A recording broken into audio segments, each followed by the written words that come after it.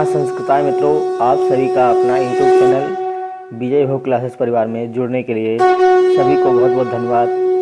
आज जो है आपका समास प्रश्नोत्तरी का पार्ट 4 जो जा रहा है आपके समक्ष। प्रश्न संख्या 65 तक हमने कराया था। आज जो है आपका समास से लास्ट प्रश्नोत्तरी जो है प्रश्नोत्तर भाग जा रहा है।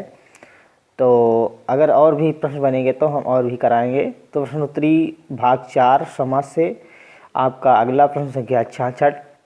तो सब मित्र सबसे पहले वीडियो को शेयर करिएगा और अधिक से अधिक मित्र जुड़ सकें।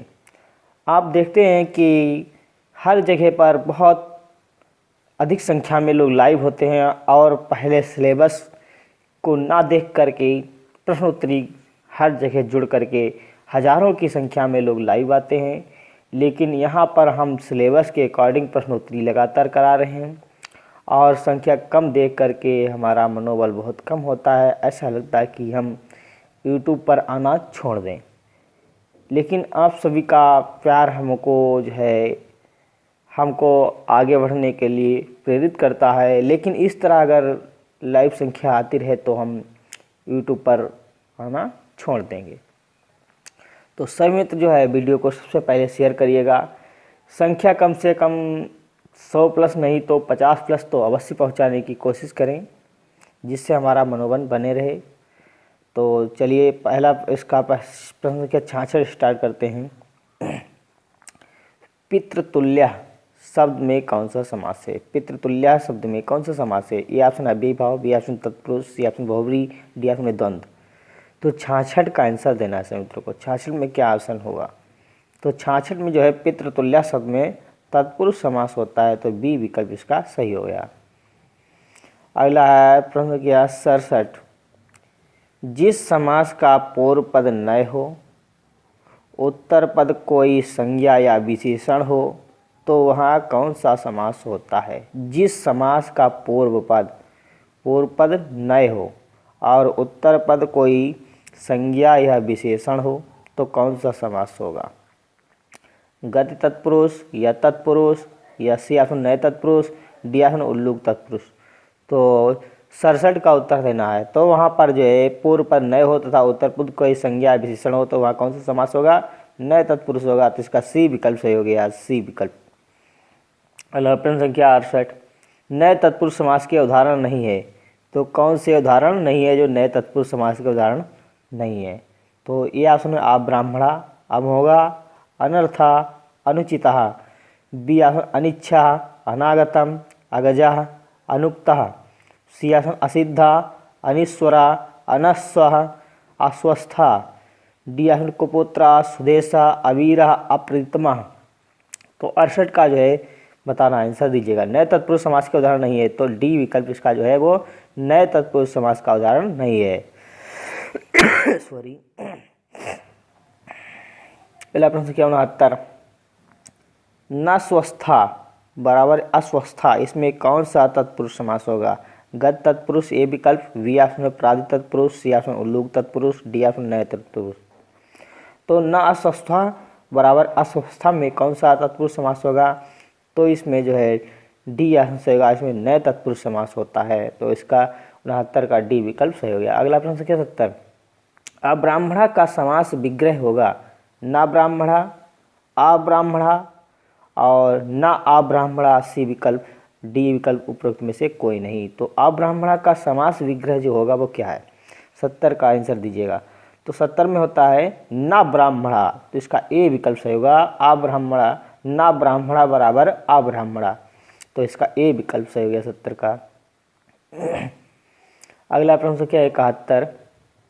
गति तत्पुरुष समास का उदाहरण नहीं है। गति तत्पुरुष समास का उदाहरण नहीं है। ए विकल्प कुपुत्र, सुदेशः, कुपुत्र, कुपुरुषः, कुराजः, बी ऑप्शन प्राचार्य, प्रवीरः, विपक्षः, सी ऑप्शन उरीकृता, शुक्लीकृता, पटपटाकृता, डी ऑप्शन कुंभकारा, धर्मज्ञा, दिनकरा, चोर भयम। तो गति तत्पुरुष समास का उदाहरण नहीं है। 71 का आंसर देना है। तो 71 का जो है हमारा डी विकल्प सही होगा। ये गति तत्पुरुष समास का उदाहरण नहीं है, बाकी सभी गति तत्पुरुष के उदाहरण दिए गए हैं।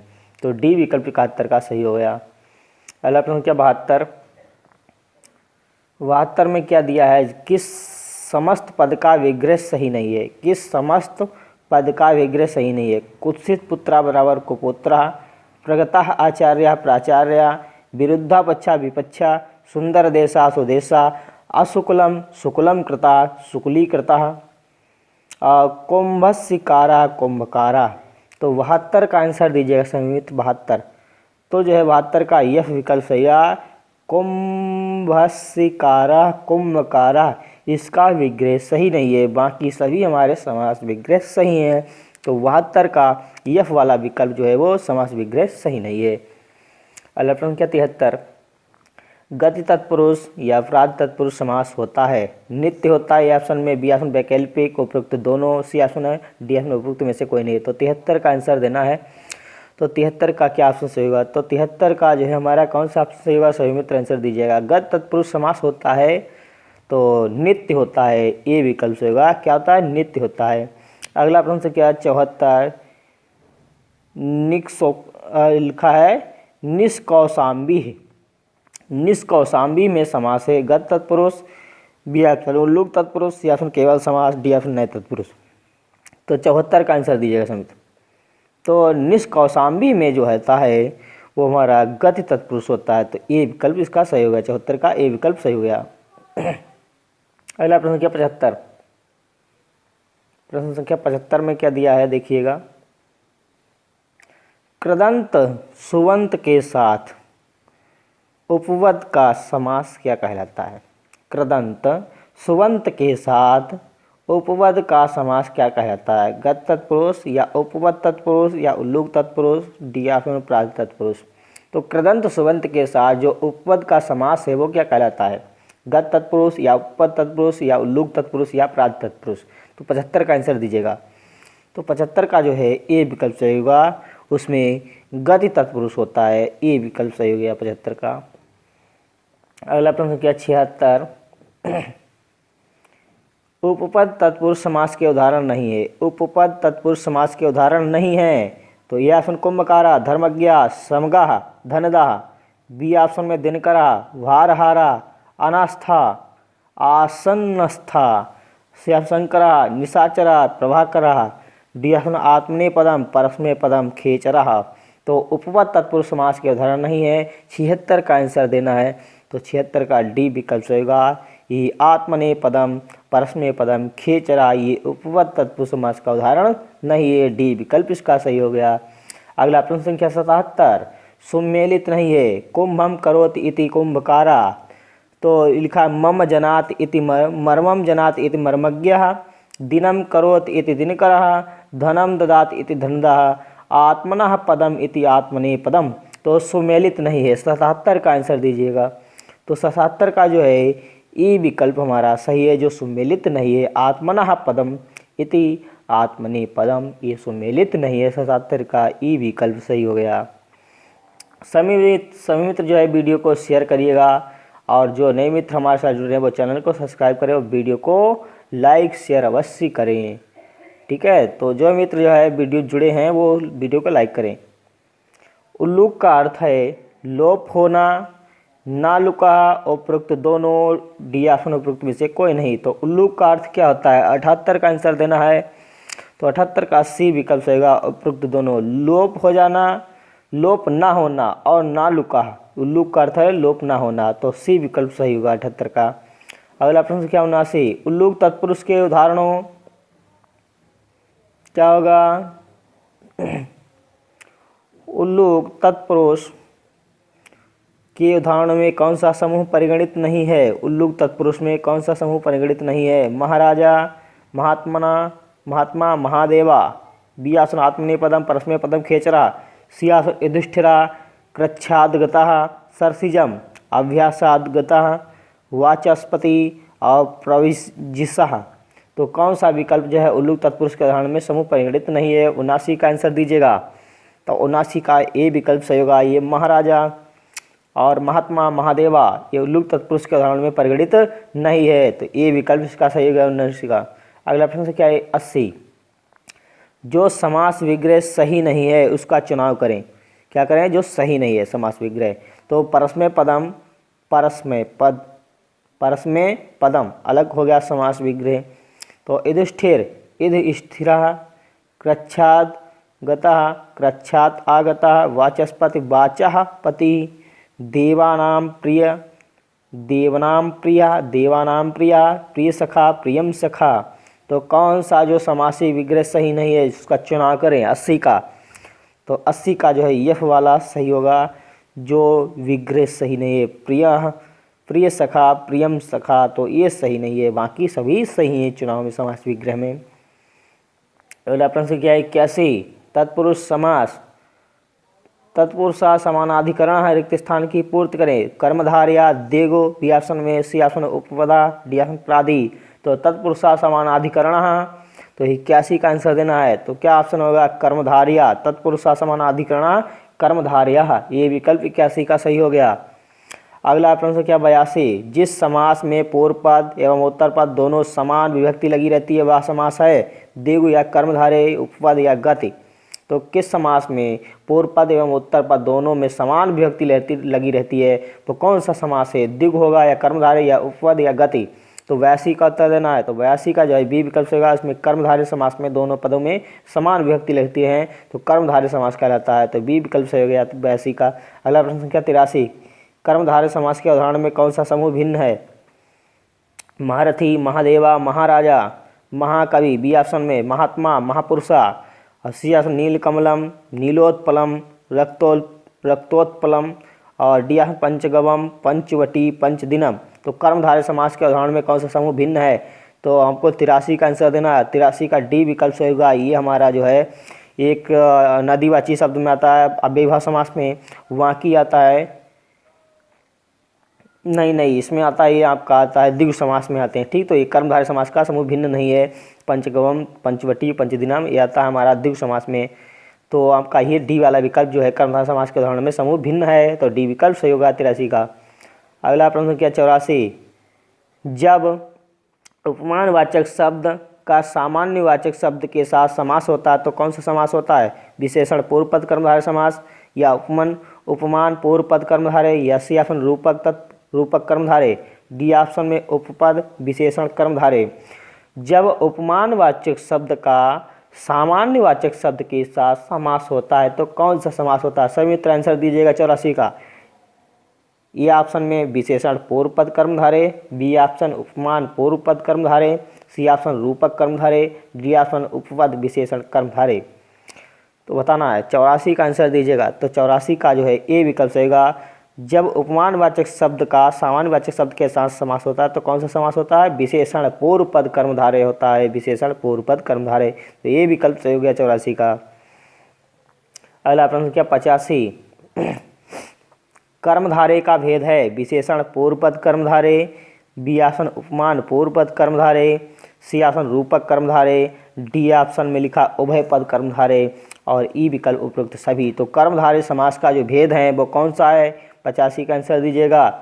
तो सभी तो बहुत अच्छा उत्तर दे रहे हैं। 85 का ई विकल्प सही होगा। ये सभी कर्मधारय के भेद बताए गए हैं, तो ई वाला विकल्प हमारा सही हो गया। अगला प्रश्न क्या 86, कर्मधारय समास विधायक सूत्र है। सह सुपः, बी ऑप्शन में विशेषणम विशेषण बहुलम, और सी ऑप्शन लिखा अर्धम नपुंसकम, और डी ऑप्शन अनेक मन्य पदार्थे। तो कर्मधारय समास विधायक सूत्र होगा। 86 का आंसर दीजिएगा। तो 86 का बी विकल्प सही होगा। विशेषणम विशेषण बहुलम, वी विकल्प सही हो गया हमारा 86 का। अगला प्रश्न क्या 87, सही सुमेलित नहीं है। तो कृष्णा सर्पा, महान चासो राजा महाराजा, और महान कवि महाकवि, रक्तम चा तत्उत्पलम रक्तोत्पलम, नीलम उत्पलम नीलोत्पलम, महता नद्या महानदी। तो सही सुमेलित नहीं है। 87 का आंसर दीजिएगा। तो 87 का एफ वाला विकल्प जो है वो सही सुमेलित नहीं है। महता नदिया महानदी ये सही सुमेलित नहीं है। 87 का हमारा यह वाला विकल्प सही हो गया। अगला प्रश्न क्या 88, उपमान पूर्व पद क्या होगा। उपमान पूर्व पद कर्मधारय के उदाहरण का समस्त पद नहीं है। उपमान पूर्व पद कर्मधारय के उदाहरण का समस्त पद नहीं है। तो घन इव श्यामा घनश्यामा बनेगा। चंद्र इव मुखम चंद्रमुखम, पुरुषा सिंह इव पुरुष सिंह, युधिष्ठिरा बराबर युधिष्ठिरा। तो उपमान पूर्व पद कर्मधारय के उदाहरण का समस्त पद नहीं है। 88 का आंसर दीजिएगा। तो 88 का डी विकल्प सही होगा। इध प्लस स्थिरा बराबर युधिष्ठिरा, ये हमारा समस्त पद जो है उपमान पूर्व पद कर्मधारय का नहीं है। तो डी विकल्प जो हमारा सही हो गया। अगला है 89, प्रश्न संख्या 89, रूपक कर्मधारय का उदाहरण नहीं है। तो रूपक कर्मधारय का उदाहरण कौन सा नहीं है? शोक एव अग्नि शोकाग्नि, विद्या एव धनम विद्याधनम, मुखम एव कमलम मुख कमलम, धनम ददात एति धनदाह। तो कर्मधारय, रूपक कर्मधारय का उदाहरण नहीं है। 89 का आंसर दीजिएगा। तो रूपक कर्मधारय का समाज जो होता है वो हमारा धनम ददात एति धनदाह नहीं है। तो डी विकल्प हमारा सही हो गया, जो रूपक कर्मधारय का उदाहरण धनदाह नहीं है। अगला प्रश्न संख्या 90, उभय पद विशेषण कर्मधारय, उभय पद विशेषण कर्मधारय का उदाहरण नहीं है। उभय पद विशेषण कर्मधारय का उदाहरण नहीं है। पीता चासो कृष्णा पीत कृष्णा, चरम चा अचरम चा चराचरम, शीतम चा उष्णम शीतोष्णम, प्रगतः आचार्य प्राचार्य। तो उभय पद विशेषण कर्मधारय का उदाहरण नहीं है। 90 का आंसर देना है। तो 90 का ये डी वाला विकल्प हमारा सही होगा। ठीक है, प्राग तत्पुरुष में आता है। प्रगतः आचार्य प्राचार्य, ये उभय पद विशेषण कर्मधारय का उदाहरण नहीं है। तो डी वाला विकल्प हमारा सही हो गया 90 का। अगला प्रश्न संख्या 91, समाहार द्वंद्व के उदाहरण नहीं है। तो समाहार द्वंद्व के उदाहरण कौन नहीं है? पाणी चा पादो चा तेषाम समाहार पाणिपादम, आहश्च रात्रिश्च अहोपात्रम, अहोरात्रम होता है, पात्रम लिख गया, रात्रि स्व है ना। भेरी चा पटश्चा भेरी पटहम, पार्वती चा परमेश्वर चा पार्वती परमेश्वरो। तो 91 का बताना है। समाहार द्वंद्व के उदाहरण नहीं है। 91 का ऑप्शन सही होगा। तो डी विकल्प सही होगा, पार्वती चा परमेश्वरो चा पार्वती परमेश्वरो। तो डी विकल्प समाहार द्वंद्व के उदाहरण में नहीं आता है। अगला प्रश्न क्या? 92, लास्ट प्रश्न है आज का। तो बताया है, क्या दिया है 92 में देखिएगा। एक शेष द्वंद्व के उदाहरण नहीं है। तो एक शेष द्वंद्व का उदाहरण नहीं है का? माता चा पिता चा पितरो, तो पुत्रश्चा पुत्रिश्चा पुत्रो, भ्राता चा स्वसाचा भ्रातरो, और ससुरश्चा ससुरश्चा, तो ससुरो होगा। तो कौन सा एक शेष द्वंद्व के उदाहरण नहीं है? 92 का आंसर दीजिएगा। तो 92 का डी विकल्प होगा, ससुरश्चा ससुरुचा ससुरश्चा अससुरो। तो डी विकल्प जो है एक शेष द्वंद्व के उदाहरण नहीं है। तो सभी मित्रों को बहुत बहुत धन्यवाद हमारे साथ लगातार बने रहने के लिए। वीडियो अच्छा लगे तो लाइक शेयर अवश्य करें और अधिक से अधिक मित्रों को जोड़ने का प्रयास करें, और जो है और संख्या को अधिक से अधिक बढ़ाने का प्रयास करें। सभी मित्रों को अपने अपने साथियों को अवश्य बताएं। और हम लगातार प्रश्नोत्तरी जो है आपको टॉपिक वाइज से करा रहे हैं। तो समास की प्रश्नोत्तरी चल रही है और बहुत जल्दी आपके समक्ष कारक की प्रश्नोत्तरी आने वाली है। तो समित्र जो है अगर 50+ तक लाइव संख्या पहुंचाएंगे तो हम कारक की प्रश्नोत्तरी कराएंगे, अन्यथा हम फिर इसके बाद में आपके समक्ष हम यूट्यूब पर आना बंद कर देंगे। बहुत दुख की बात आपके समक्ष हम कहना नहीं चाहते हैं, लेकिन बहुत दुख होता है जब संख्या हमारे समक्ष 8 या 10 लोग लाइव होते हैं। तो हमको देख करके बहुत दुखद मालूम होता है कि आपके समक्ष हम इतना प्रयास और समय दे करके हम आपके समक्ष वीडियो को प्रस्तुत करते हैं। तो सभी मित्रों जो है अधिक से अधिक संख्या में लाइव आया करें और अपने मित्रों को बताएं, अपने दोस्तों को बताएं। तो ठीक है, तो सभी मित्रों को बहुत बहुत धन्यवाद। और नमः संस्कृताय, स्वस्थ रहें, मस्त रहें, व्यस्त रहें। जो मिले उसे नमः संस्कृताय जरूर बोलें। धन्यवाद।